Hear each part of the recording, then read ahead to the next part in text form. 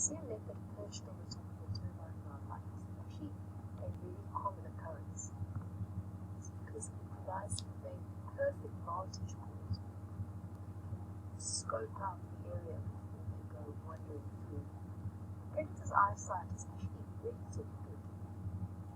She's geared towards movement, so they're attracted by movement just like lions, which is why we always say when confronted with a leopard or a lion, which you absolutely never run away from them.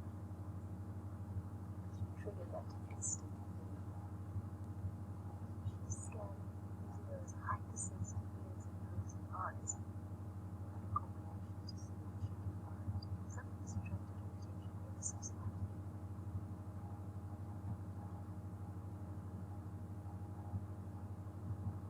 It's just an incredible view. Here you go, the 3-spot pattern on the left hand side. I think unless I'm wrong, I think the tongue is 3-3. I never remember the spot patterns, to be completely honest with you. I usually just recognize the leopard just from looking at them and their general shape and face. What have we got there? 3-3. What I'm talking about is the top row of spots on their nose, their whisker spots. Flies irritating her. That's how they get classified. So if you look at the top there, you can count 1, 2, and 3. Just where her nose starts to curve upwards. When she looks at you like that, you absolutely know she's, ooh, look at the belly.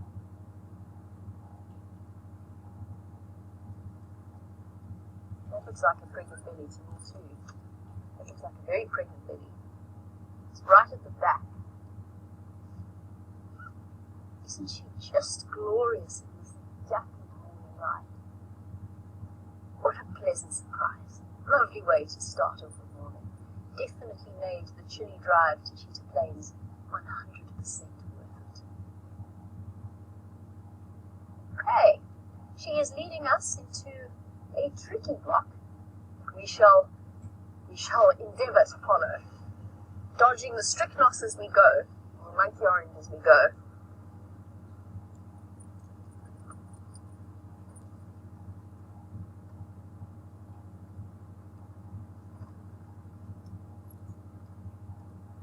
Now, like all opportunistic leopards, she could well be looking for something to hunt. I think she has recently had a meal, even though that full belly is not just based on food, I don't think. I'd love to hear your opinions as well, if you agree with us as to our assessment.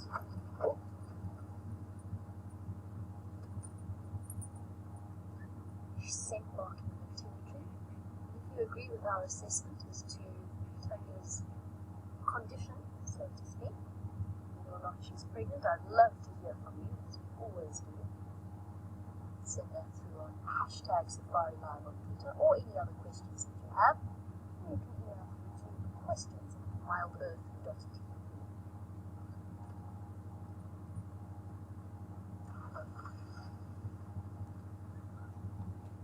Okay, this is why tracking Karula and her kin is always an interesting experience, because she's just changed direction completely.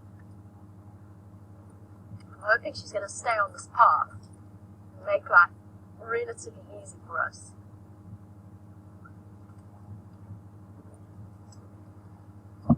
Everybody watch your heads and your arms and your various anatomical body parts.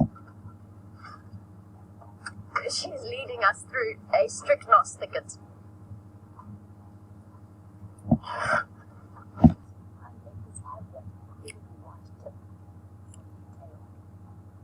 Especially because this shows up so clearly on So the main sort of reason behind that, most theories suggest is to help cubs follow their mother through the bush, kind of like a following sign. I'll add to that a tail, in terms of determining leopard's mood, the tail is one of the most important indicating factors. So a thrashing tail, those of you with domestic cats will know, the tail of your cat will give away its current mood. The leopard is no different, so highlighting it in colour, either black in the case of lines of white in the face of the leopard, a useful way of being able to use it for visual communication. That's one of the big reasons. It's an interesting evolutionary thing though, because I've seen a leopard give away its position, almost seemingly accidentally. It's been stalking for hours, and then all of a sudden that tail that shows up so clearly gives a twitch, and its position is revealed to the prey that it was stalking. And I could see the frustration from that leopard. Guys, I think we're going to go through quite a... Now, hold on. We've got an okay position. There's lots of holes here. Apparently, most of you... Whoopsies. Sorry, Rust Bucket. Most of you agreeing that she does look particularly pregnant. Oh, look at that. That's stunning. Little trot of the termite line. Scouting about. On her nose. Isn't she absolutely beautiful?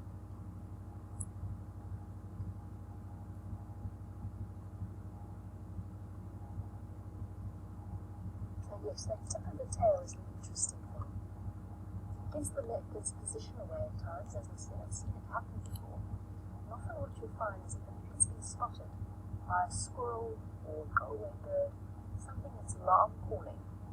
What they'll often do is they'll lift up their tail and flick it. It's like raising a flag of surrender, as if to say, okay, I know you've seen me. You can stop telling anybody else that I'm here. I give in, I give up.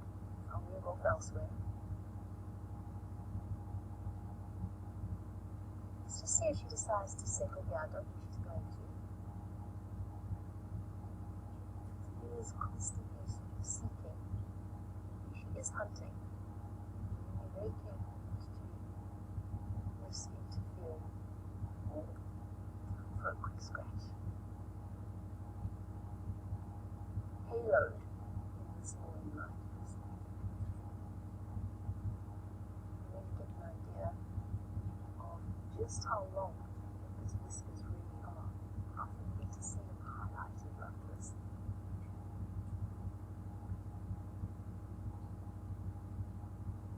She must be close to 10 years old at this point. Shadow and Tony must be close to 10. Both of them have relatively... I think it's just maybe because we compare them to their mom. Both Tony and Shadow have had relatively unsuccessful attempts at raising litters of cubs. Hopefully this time will be different for Tony.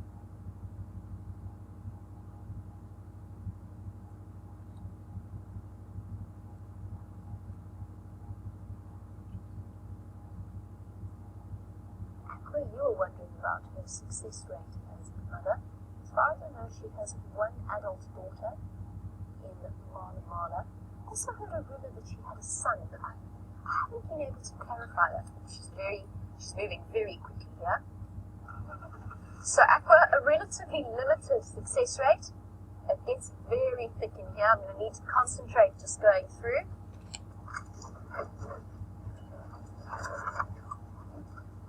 Don't want to lose her in this strychnos thicket. Whoop, nearly lost an eye instead.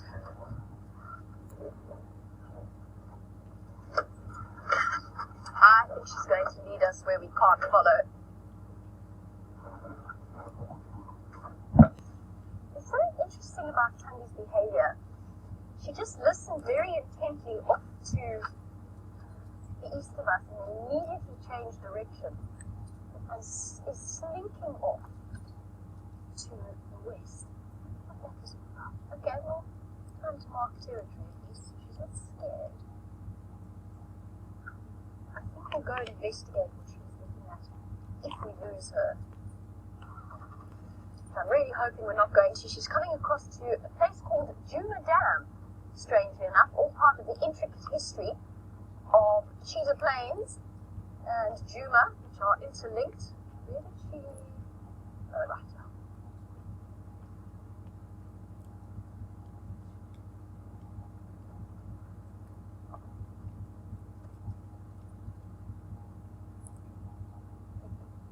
Hi Deborah, our armchair traveler.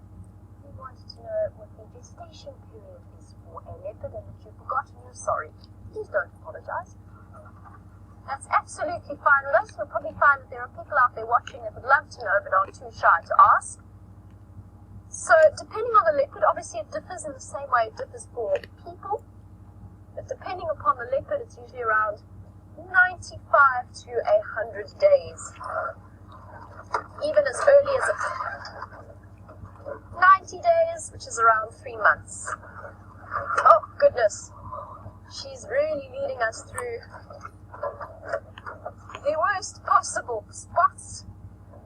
Now, for those of you who are new to the show and you're concerned about the trees, I'm driving over species that are considered to be... Where'd she go? Oh, there she goes. She's keeping us guessing here. Just that tip of the white tail. So I'm driving over trees that are known as encroaching species. They also pop back up very quickly. But we are sensitive to the trees that we drive over.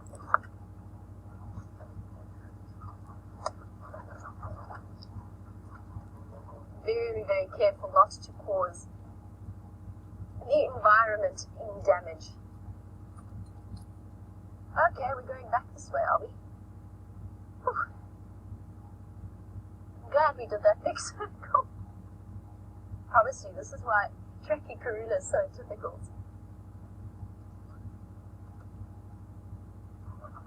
So Paige, you were talking about Tandi's success rate as a mom. I mentioned that I heard that she had a son, but that I was unfamiliar with his history. Apparently, she has an adult son called Mahuti. You've seen Mahuti. So that's Tandi's son, is it?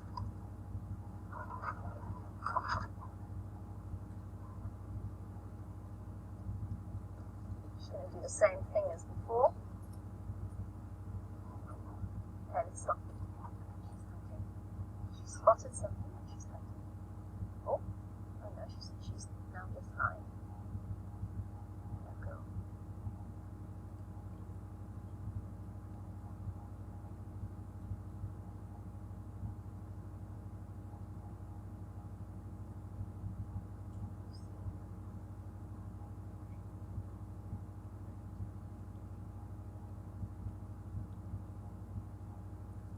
To see Mahuti now, added to the list of people I would really like to encounter.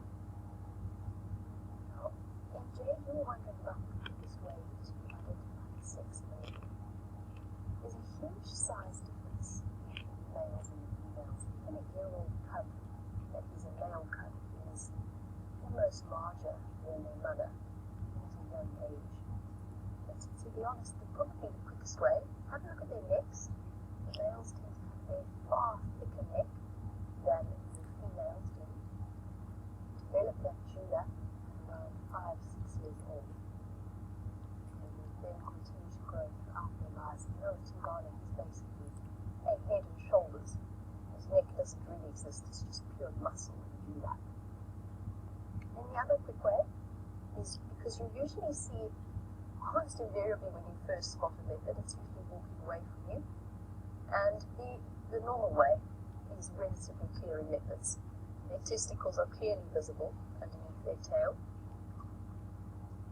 That's usually one of the quick ways of checking if you can't quite get a sense of scale or perspective of the size of the leopard you're looking at. Behavior-wise, relatively similar.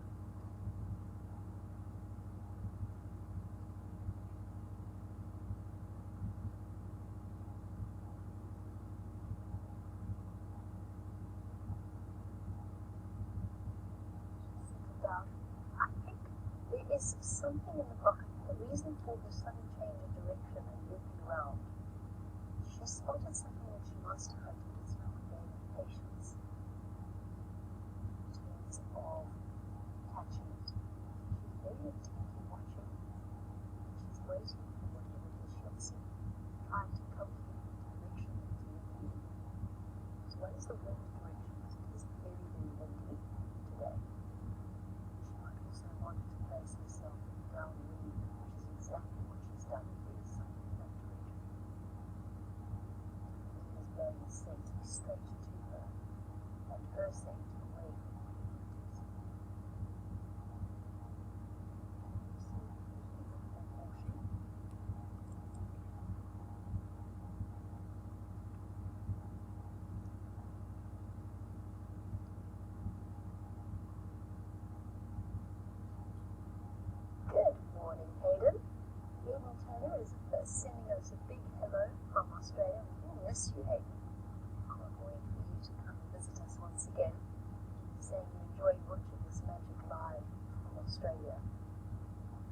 Isn't it just magical? It's the wonder of going out on a live safari and not really knowing exactly what you're going to encounter along the way.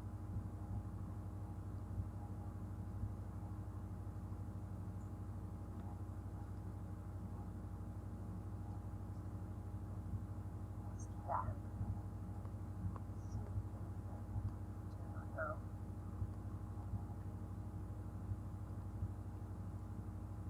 Hesitant for now to reposition just because I want to gauge exactly where she's looking and concentrating, what it is that she might be trying to hunt. I want to interfere in any way, so we just wait and watch and see what she does. Work out a lot from this behavior, be focused on what you're looking for. It's just looking for now.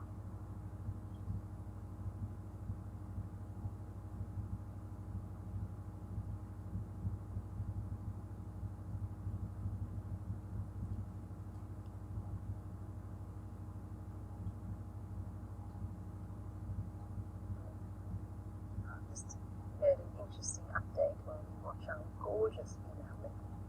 The lion that was shouting all night last night, roaring away, right next to our camp, has apparently made his way, having made himself thirsty after a night of calling. He's made his way to the Juma Pan. So for those of you who are watching the Juma Dam camera at the same time as our live safari, you'll be happy to know that James is on his way there now.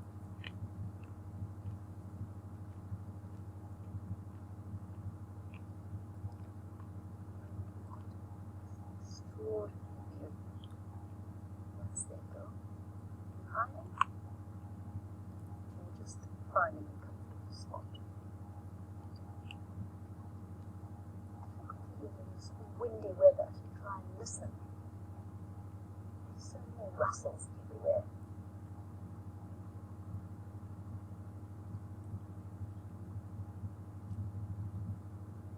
Just the tip of her tail visible there.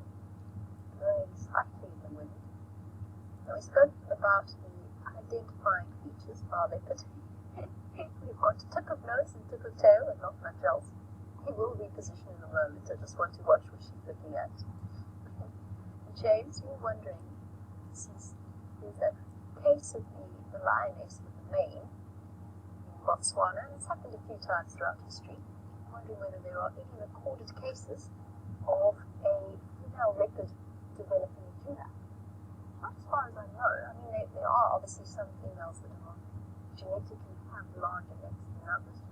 There are females with large necks as it is, they're bigger than some of the other females. Sanieshe, for example, is larger than Karuna's line of leopards. And having seen her cover, Tiani, for the first time a couple of weeks ago, 2 weeks ago, is definitely a much larger genetic line. That cub is absolutely enormous. She's so cool. And it's the first and only time I've ever seen her. She really is stunning. Miss Karuna's family line is a bit smaller, more compact. Tandy is tiny for a female leopard. She's also found herself a really well-hidden spot. Hey girl, making life tricky. Just see if she's still focused intently. She's relaxed a bit. As we can reposition. Let's try and go and find ourselves nice and neat. It's the perfect hiding place that she's found. Sort of between the two mounds of the termite mound, two beds.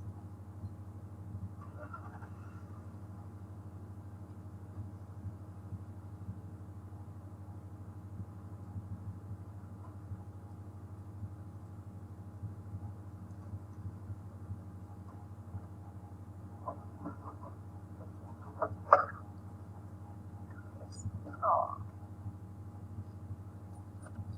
Stole that one. The one thing about Tandy is she's got a slightly larger personal space boundary than her mother does, and than Shadow does. She likes to have the vehicles a little bit further away to feel comfortable. I think I've really tied myself in knots here. My clever plan was not so clever. we might have to start this all again and go from the other side. Because I found myself faced with flat tire inevitability if I drive through here. It's just sickle bush everywhere. Okay, let's try this again. Let's go around the other way. Sorry about that. Sorry, Liam.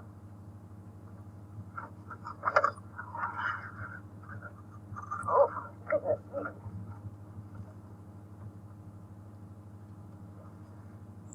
We found something. It's a stump of some kind. We're just going to try and get over it.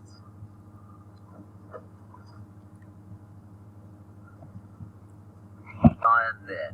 I'm just going to quickly call him in. Text, male line, junction, Wahlberg's Nest and Twin Dams Road, animal static. Right, let's go around the other side of him. I think this is that Birmingham boy with the sort of pathetic pom-pom on the back of his tail.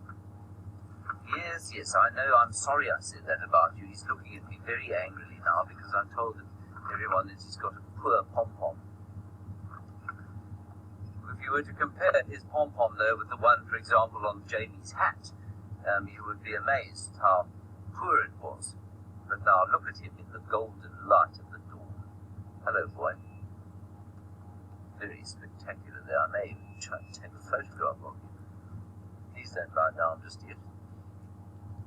Isn't that lovely, everyone? Beautiful male lion. And thank you for pointing him out to us. Apparently he was on the Juma Dam camp. There's another one calling.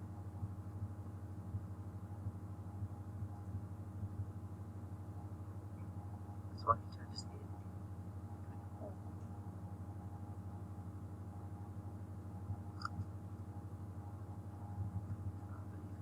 Turner of Australia is watching us. Hey, wonderful to have you with us. Thank you for giving us some of your time, of course. Please do send through. Well, not so much a question, you probably can't ask anything that you don't. You don't know that we don't. You know what I mean?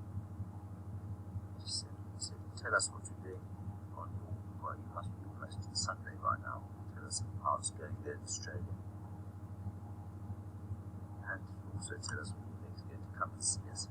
I know there are many people who would like to know the answer to that question.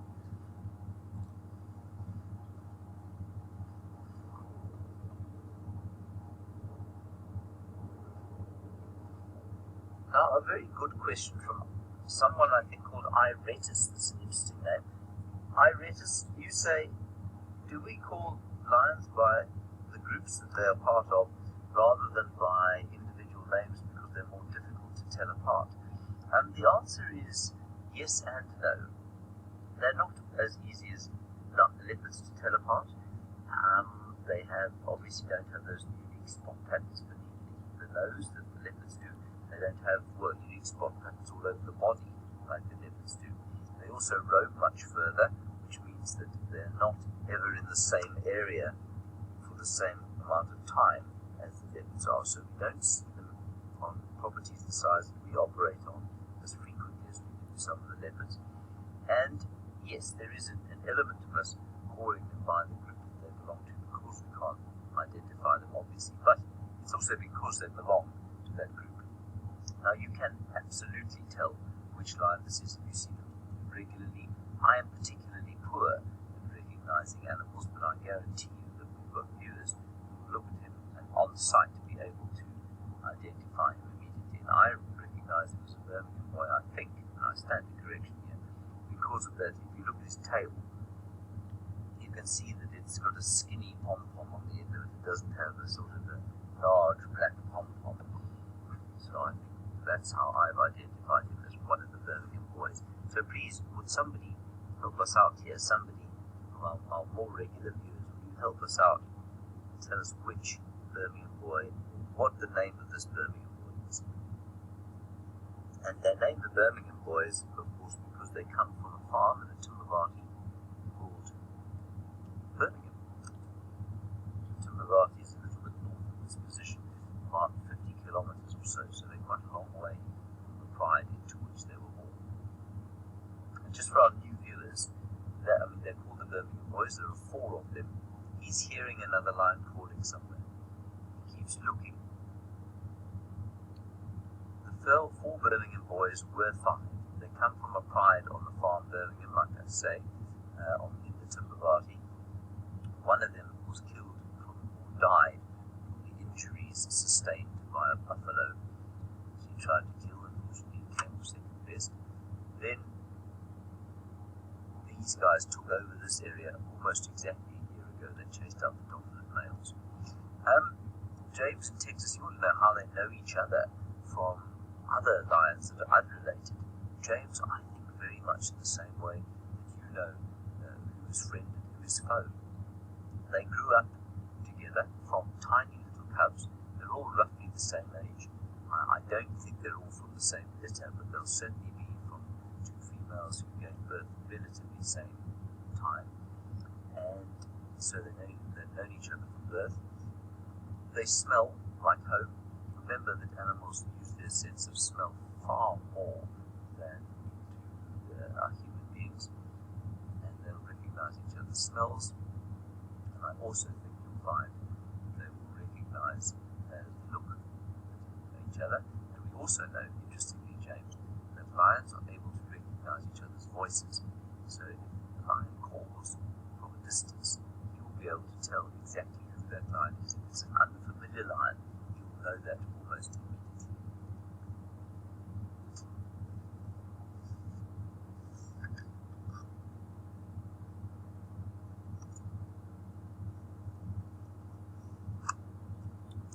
John, you say this is B-boy number 3, so the Birmingham boy at number 3. So, or Skinny Pom-Pom, I think we'll call him. What do you think about it? Skinny Pom-Pom's a good name. Quite fitting and really cool. But as I always say, I don't believe lions are the royalty out here.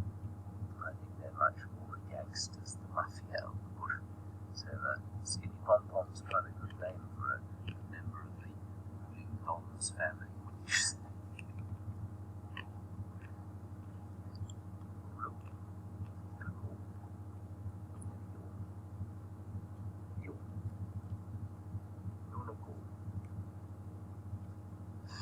Sneeze.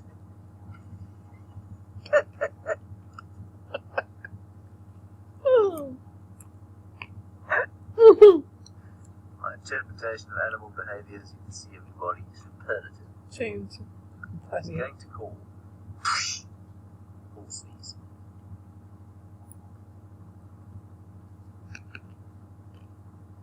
He's quite a splendid fellow, though, especially when he's sitting up with his golden black mane shining in the sun. So much more regal than when he's sort of lying next to a rotting buffalo carcass in a pile of his own excrement, which is unfortunately what lions do. Oh my gosh. And it has been confirmed, everybody, that the other male leopard that stole the kill from quarantine was his father. So I think that's quite nice on a number of levels. Firstly, it means that quarantine was relatively safe because he was with his dad and not with Tingana, who I think would have perhaps taken exception to having a young pretender in his territory. And likewise, it also says to me that Mvula is not quite as decrepit as, and I use that term advisedly, knowing that it's going to create a furore on Twitter. I've described Mvula, beloved leopard that he is decrepit, but he's not territorial anymore. But it obviously means he's still strong enough to handle competition from some youngsters, and it's clear that quarantine backed off from Mvula, so that's nice to know.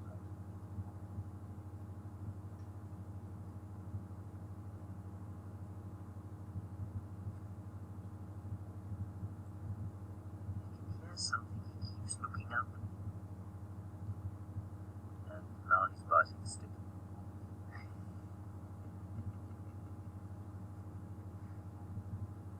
He's a lovely fellow, I must say.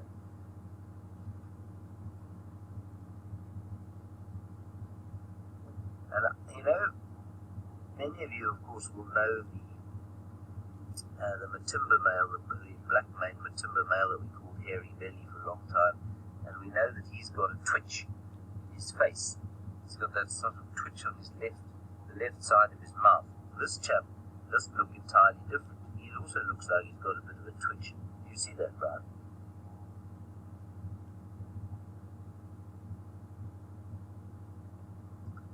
Alright, let's head back to the leopard and find out what she's doing. I'm going to sit with this lion until he goes to sleep, which will inevitably be as soon as the sun warms him sufficiently.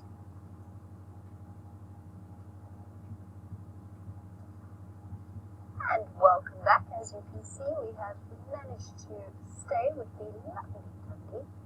I have to tell you something. Due to our position, my radio antenna is very much curved backwards in a blackthorn, which means I can't hear a thing that's coming from final control. So for those of you that are asking questions, I'm not ignoring you. I'm just in a little bit of a tricky spot right now.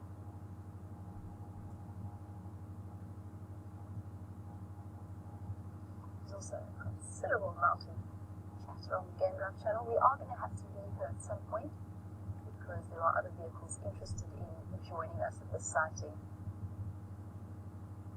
There you go, you can see how the wind is bugging her. She's still a little bit unsettled.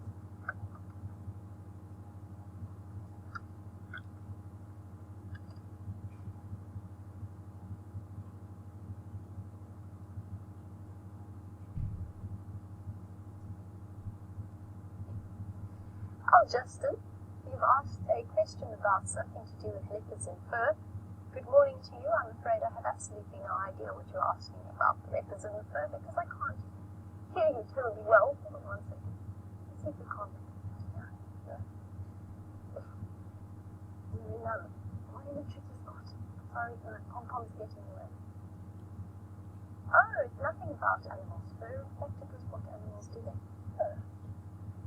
Justin, it depends on the size of the leopard, it depends on the sex. So the female leopards of tundra size will go for things anywhere ranging between Dacre, Leopard as well, especially distracted and white. For something larger like Tingana, you can go for things like kudu, warthog. Generally, female leopard try not to pick a fight with warthogs. They do occasionally, and they're more than capable of catching it. It's just they don't want to risk any kind of injury to themselves. It's an interesting thing about leopards, and even more fascinating than that is the fact that they actually, individual leopards, seem to have individual preferences, or at least they have areas of speciality. The Tigana, for example, seems to be very good at hunting things that live in tunnels or burrows. Very often catches warthog. We've had several warthog kills with him in the last few months. And apparently before I started working here, he also earned a reputation as something of an aardvark killer. Catching a ton of aardvark. Some leopards actually learn to be sort of resist or scavenging kills from other predators. They're opportunists. Very, very clever ones.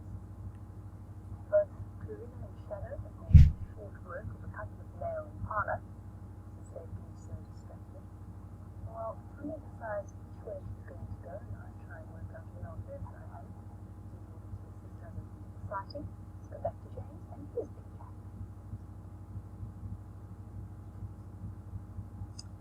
Now, Brian and I were just saying that we think that's a very good idea that you come back here, mainly because for a lion sighting in the middle of the day, this is high action.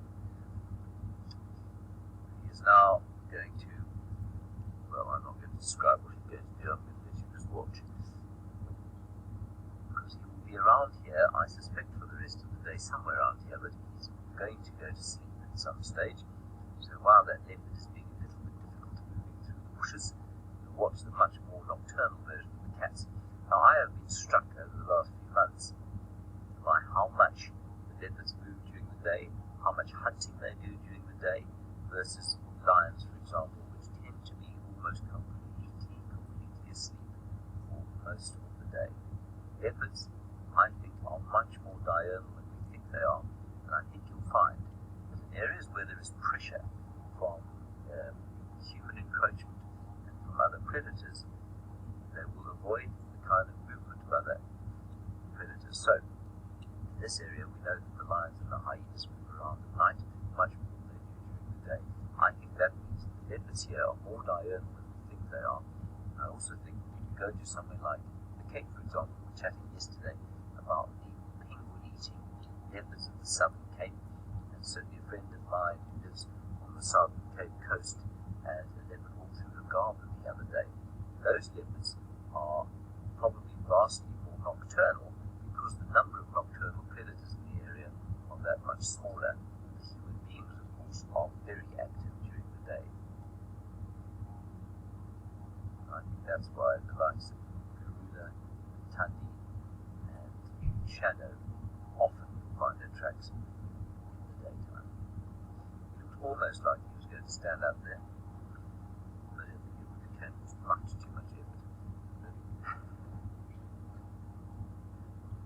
The impala, we've just seen an impala over there behind us. They've just spotted him, and they're deeply, deeply concerned by his presence, and so they should be. Joey, that ties in with your question about whether or not he would eat the baby buffalo from yesterday, and the answer is absolutely. He would devour it, and were he to come across it on his own, there would be very little that those other buffalo could do. But for that big buffalo bull that was with the baby buffalo yesterday, he would take great displeasure at viewing a lion like this. He might chase the lion off, but easily a lion like this could take that little buffalo. You see his claws stuck out there, right? He's pushed his claws out, he's just cleaning in between them, biting his nails. Probably just feeling all nervous. Crack of a branch off to the left-hand side of your screen, indicating the presence of elephants. The elephants, of course, they find this fellow very unimpressed. Elephants are not impressed by elephants, by lions. Sorry. Just don't laugh at me. It's not funny. My lack of ability to speak. Well, we've had a rather good morning, I'd say, on the cat front, a great return.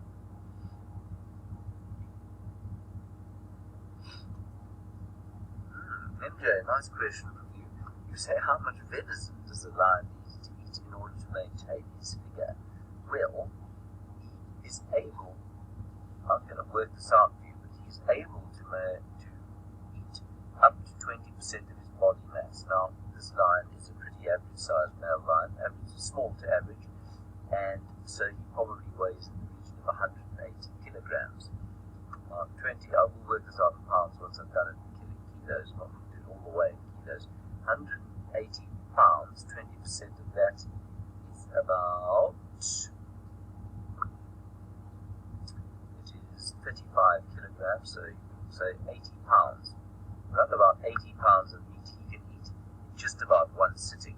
Now that, if he ate one meal of 80 pounds of prime cut venison, MJ, I think you'd find that it would last him for at least 4 days before he became very hungry again.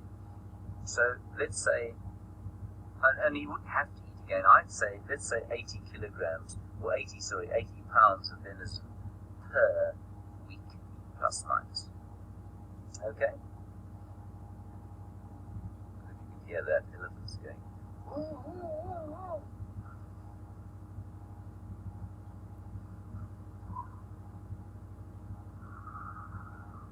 Elephant's going for the stick down south of where we are now. That's the left-hand side of your screen. Look at his hair blowing in the wind. Isn't that nice? Morning. No problem. Zebra armchair traveller, you say he's having a good hair day. I feel an exceptional hair day, right? You, of course, have got wonderful hair. How would you describe his hair compared with yours? Close second to mine. Close second. But magnificent nevertheless. He has much better hair than me. I don't have any hair at all.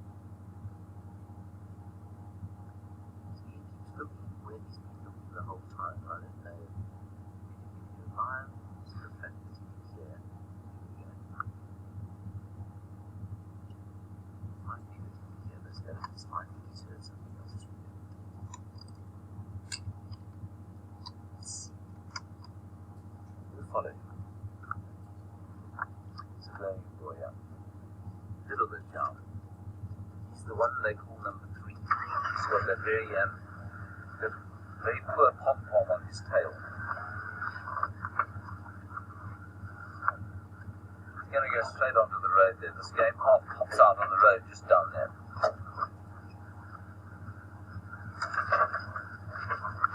Hold on, everybody. Here we go.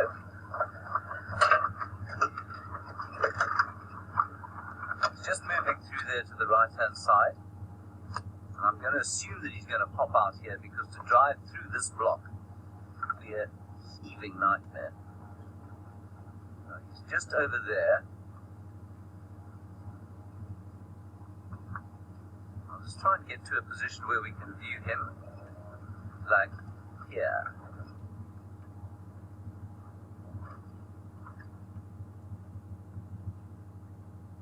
Sean in Chicago, nice one from you. You want to know if there's animal that hunts lions? No, Sean, the only thing that a lion is scared of is elephants and the bigger male lions and perhaps a massive, massive group of hyenas. Otherwise, they are afraid of nothing. And nothing will eat them, except other lions and maybe hyenas like them as well. It's quite a nice view of him walking through the bush there on the game path. And of course the cats, a bit like us, they like to walk where it's easy to walk, so they often use roads. Here he comes. Just wonder if he's not heard something up here. Maybe there's a female in here somewhere. When we first stopped and he looked up, I heard, oh, it sounded to me like another lion. It could have been the wind blowing through a particularly sort of stiff piece of branch somewhere.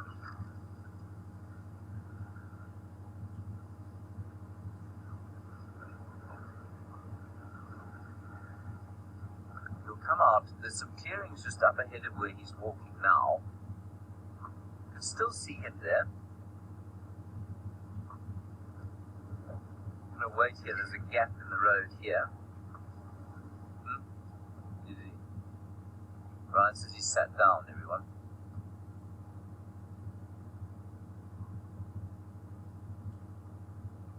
I just had a scratch. He's lying down. Got him. Ah, yes.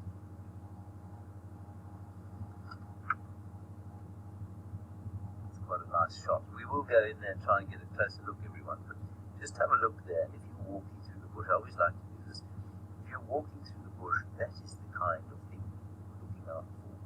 Now, our view with the naked eye is probably not that dissimilar to the view you have there. You can imagine walking through the bush, how easy it would be to go straight past a fellow like that, especially if he just ducked his head down, which is what he would do if he saw you coming by on foot. Justin, a very salient question from you. You say, have I ever been stalked by a lion? Justin, to my knowledge, I haven't. But then you wouldn't really know, would you? You do hear stories. I mean, certainly there was during my training, you know, I've told you about the fact that we had to do these unarmed walks. I'm just going to try and find an easy way in here. We had to do those unarmed walks where we had to walk the reserve unarmed, which may sound like an insane activity if you don't know the area very well, but it isn't.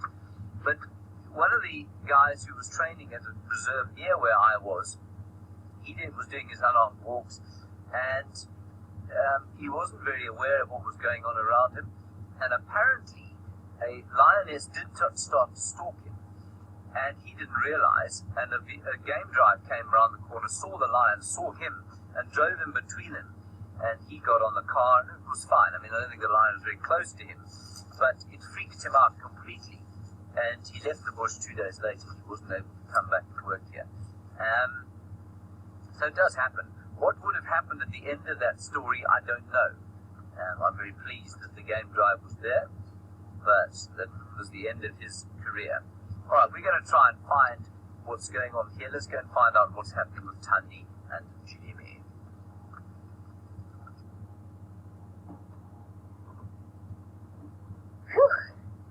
So Tandi's led us on a relatively merry dance, and we've actually left the sighting for now. We've pulled out of the sighting. I don't want to risk damaging the vehicle any further. I don't want to risk upsetting her at all. And it just got incredibly, incredibly dense in there. Plus, there's also several other vehicles that would like to come and see her. So now that I've guided a couple of people in, it's time for us to leave. We've had our time with her. It was awesome. And I think we're done for now. Then let's go across towards the Cheetah Plains, or Plains part of Cheetah Plains, and see what we can spot there, since we're already on a roll. How's the camera doing there, Vian? Is it still in one piece? Yes, I nearly took my head off. I nearly took Vian's head off. I nearly took the light off, the VR rig pole. We acquired a passenger at one point that was wedged under the steering bar, and I'm relatively certain at some point I'm going to be changing a tyre. But other than that, all is well on the back of Rusty.